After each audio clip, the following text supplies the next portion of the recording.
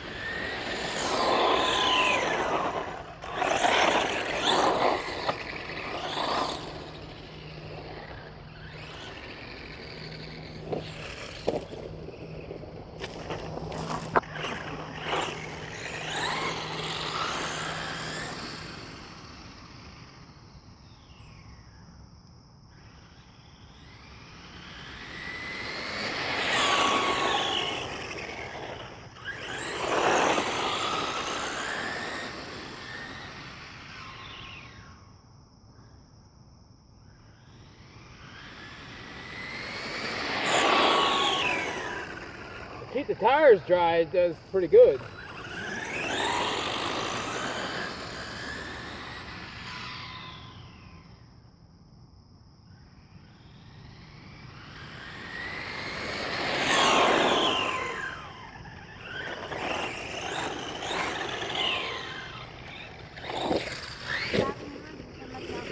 One I just built or configured.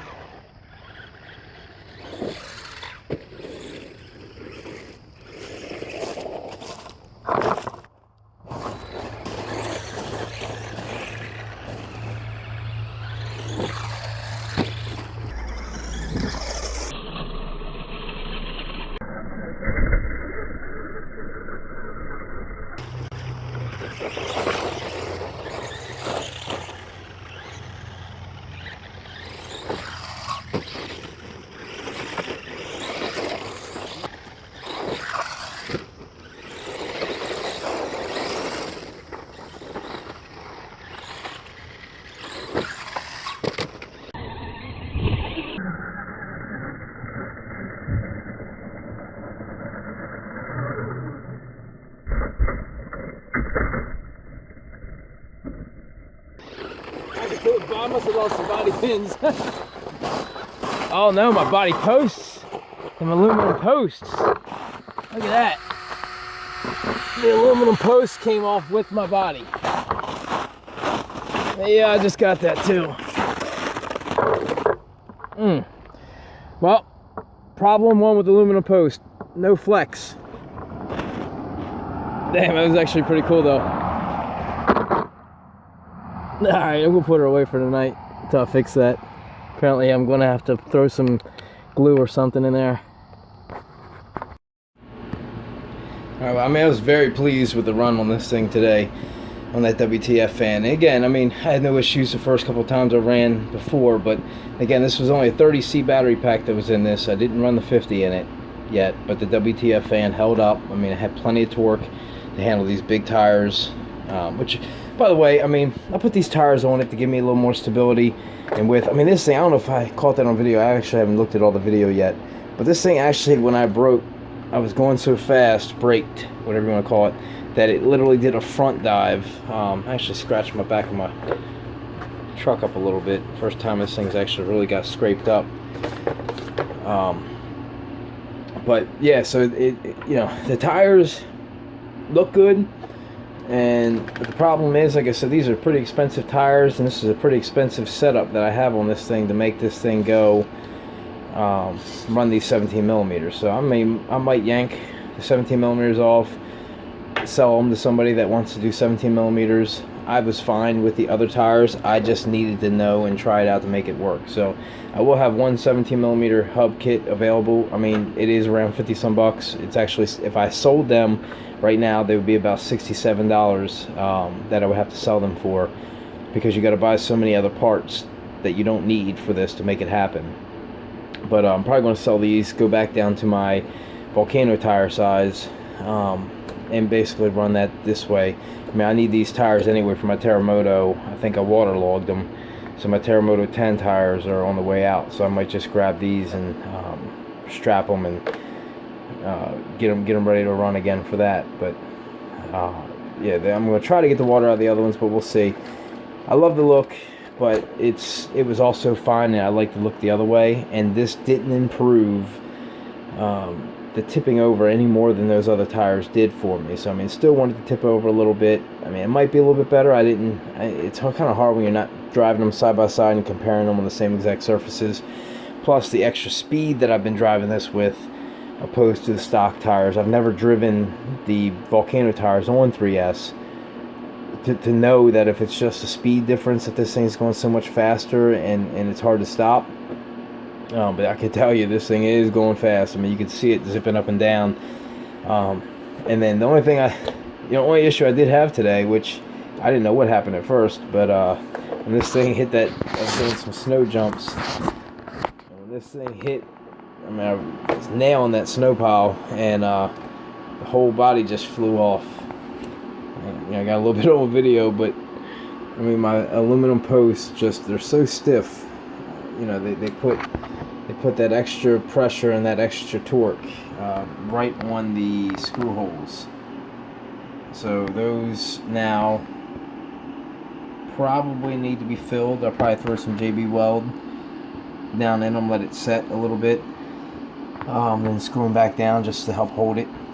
But yeah, there's no flex. So I mean, that thing was whipping, and I mean, I guess just the jerk and the torque of the body being contorted and coming down. I mean, I don't really have any bad landings, other than the only thing I think that broke it loose was probably when I did the nosedive, because it did go end over end and probably just jammed them both in one direction, which would have caused probably the issue. But I mean, this thing, WTF fan did its trick so far. Stock 3800, just to put a regular heat sink on it just to help with the heat. The SC held up. I mean, one run down on the new setup.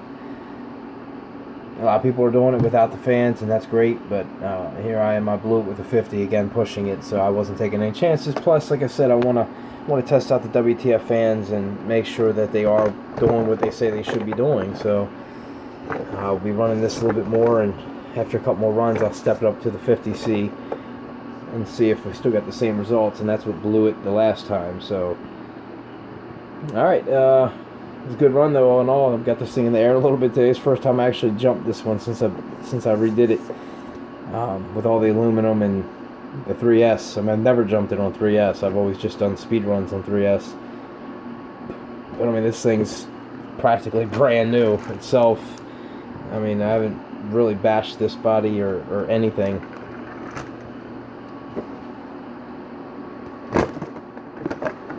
Alright, successful run. Have to figure us out here, and anybody looking at the aluminum parts, just be aware that it's going to be out of stress. I mean, this, they need to make, there's real quick, I'm going to get back into this real quick. They need to make 3 things on this truck, aluminum.